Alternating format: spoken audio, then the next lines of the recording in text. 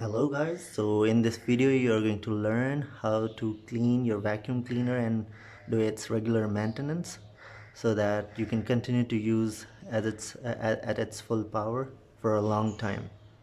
So let's get started. Okay, so I'm going to remove this hose pipe, press this button, remove this bucket where all the dirt is going to collect.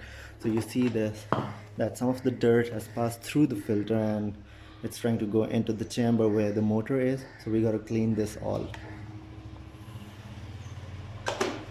So by the way, this is a vacuum cleaner which doesn't have any reusable filters. It has this bucket and has a HEPA filter in it to prevent any dirt from going into the atmosphere that can cause damage to the lungs.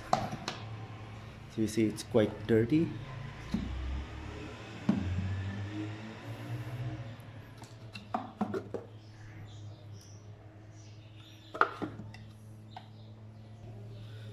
Okay, so with a sponge, let's start cleaning this thing.